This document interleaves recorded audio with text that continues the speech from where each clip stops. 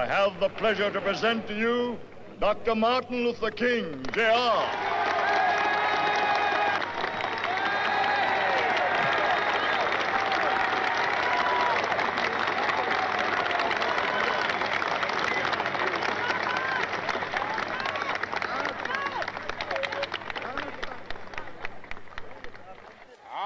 Happy to join with you today in what will go down in history as the greatest demonstration for freedom in the history of our nation.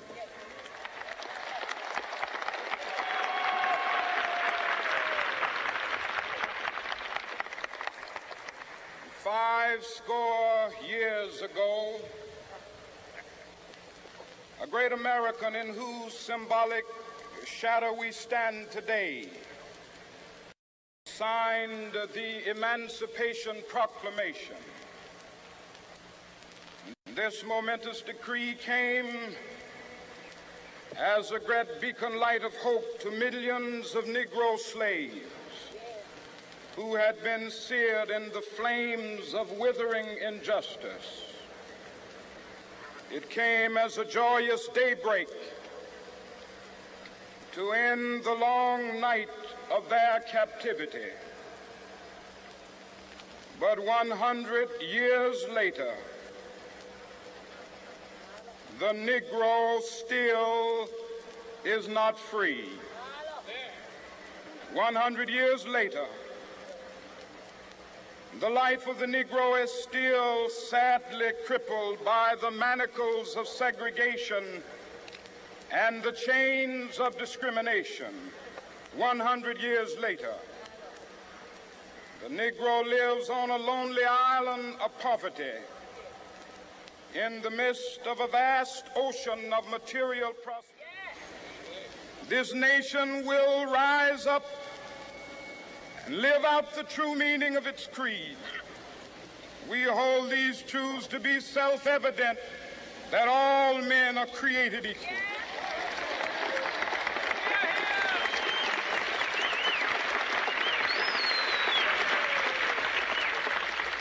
I have a dream that one day on the red hills of Georgia, the sons of former slaves and the sons of former slave owners will be able to sit down together at the table of brotherhood. I have a dream that one day, even the state of Mississippi, a state sweltering with the heat of injustice, sweltering with the heat of oppression, will be transformed into an oasis of freedom and justice. I have a dream that my 4 little children will one day live in a nation where they will not be judged by the color of their skin, but by the content of their character. I have a dream today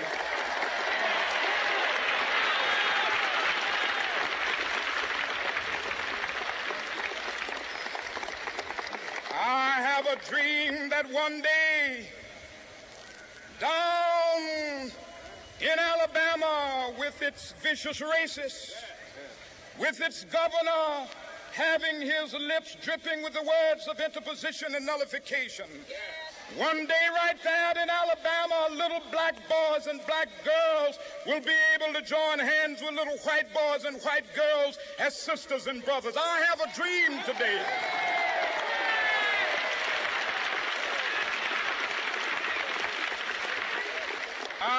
a dream that one day every valley shall be exalted, and every hill and mountain shall be made low. The rough places will be made plain, and the crooked places will be made straight, and the glory of the Lord shall be revealed, and all flesh shall see it together. This is our hope. This is a faith that I go back to the South with. With this faith, we will be able to hew out of the mountain of despair a stone of hope. With this faith, we will be able to transform the jangling discords of our nation into a beautiful symphony of brotherhood. With this faith, We will be able to work together, to pray together, to struggle together, to go to jail together, to stand up for freedom together, knowing that we will be free one day. This will be the day. This will be the day when all of God's children will be able to sing with new meaning, "My country, tears of thee. Sweet land of liberty, of thee I sing. Land where my fathers died, land of the pilgrim's pride. From every mountainside, let freedom ring. And if America is to be a great nation, this must become true. And so let freedom ring. From the prodigious hilltops of New Hampshire, let freedom ring. From the mighty mountains of New York, let freedom ring. From the heightening Alleghenies of Pennsylvania, let freedom ring. From the snow-capped Rockies of Colorado, let freedom ring. From the curvaceous slopes of California. Not only that, let freedom ring from Stone Mountain of Georgia. Let freedom ring from Lookout Mountain of Tennessee. Let freedom ring from every hill and molehill of Mississippi, from every mountainside. Let freedom ring. And when this happens, when we allow freedom ring, when we let it ring from every village and every hamlet, from every state and every city, we will be able to speed up that day when all of God's children, black men and white men, Jews and Gentiles, Protestants and Catholics, will be able to join hands and sing in the words of the old Negro spiritual. Free at last, free at last. Thank God Almighty, we are free at last. I was in New York City autographing the first book that I had written. And while sitting there autographing books, a demented black woman came up. The only question I heard from her was, "Are you Martin Luther King?" And I was looking down writing, and I said yes. And the next minute I felt something beating on my chest. Before I knew it, I had been stabbed by this demented woman. I was rushed to Harlem Hospital. It was a dark Saturday afternoon. And that blade had gone through, and the x-rays revealed that the tip of the blade was on the edge of my aorta, the main artery.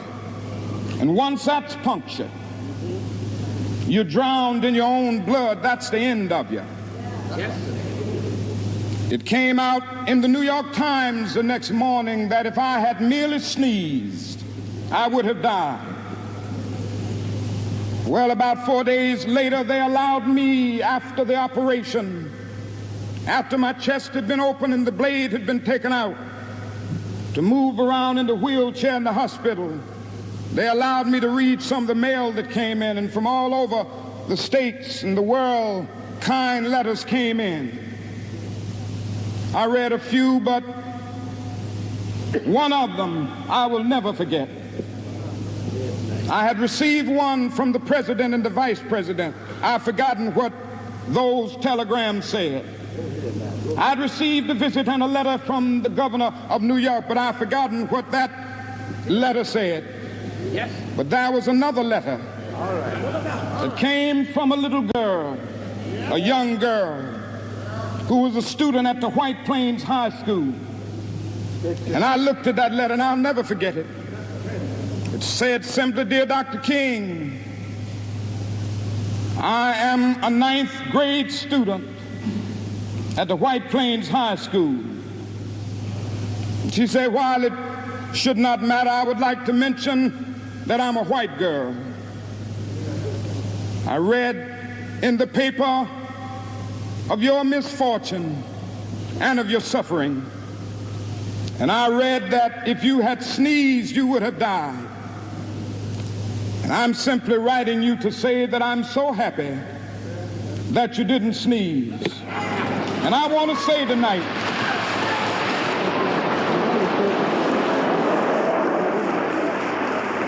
to say tonight that I too am happy that I didn't sneeze, because if I had sneezed, I wouldn't have been around here in 1960 when students all over the South started sitting in at lunch counters.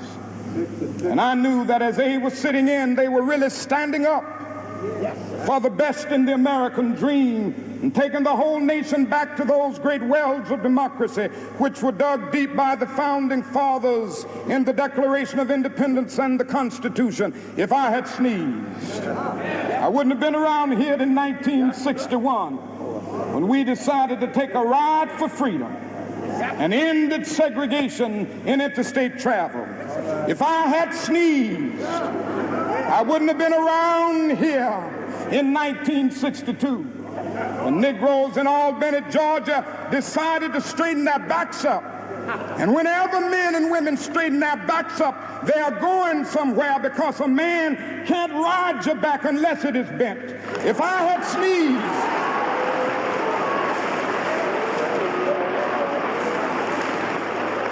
if I had sneezed, I wouldn't have been here in 1963. And the black people of Birmingham, Alabama, aroused the conscience of this nation and brought into being the Civil Rights Bill. If I had sneezed, I wouldn't have had a chance later that year in August to try to tell America about a dream that I had had. If I had sneezed, I wouldn't have been down in Selma, Alabama to see the great movement there. If I had sneezed, I wouldn't have been in Memphis to see a community rally around those brothers and sisters who are suffering. I'm so happy that I didn't sneeze. And they were telling me, now it doesn't matter now. It really doesn't matter what happens now. I left Atlanta this morning, and as we got started on the plane, there were 6 of us. The pilot said over the public address system, "We are sorry for the delay, but we have Dr. Martin Luther King on the plane, and to be sure that all of the bags were checked, and to be sure that nothing would be wrong on the plane, we had to check out everything carefully, and we've had the plane protected and guarded all night." And then I got into Memphis, and some began to say the threats, talk about the threats that were out, what would happen to me from some of our sick white brothers. Well, I don't know what will happen now. We've got some difficult days ahead. But it really doesn't matter with me now, because I've been to the mountaintop.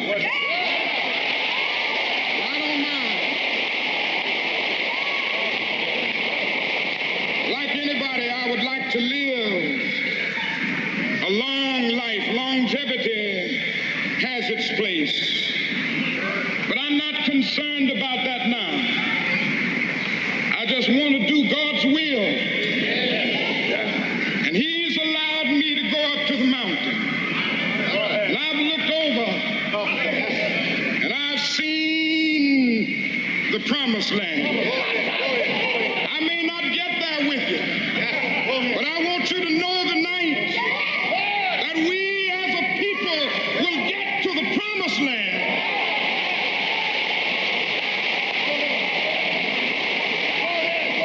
So I'm happy tonight. I'm not worried about anything. I'm not fearing any man. Mine eyes have seen the glory of the coming of the Lord. Dr. Martin. Number one in your life's blueprint should be a deep belief in your own dignity, your own worth, and your own somebodyness. Don't allow anybody to make you feel that you are nobody. Always feel that you count. Always feel that you have worth. And always feel that your life has ultimate significance. Now that means that you should not be ashamed of your color.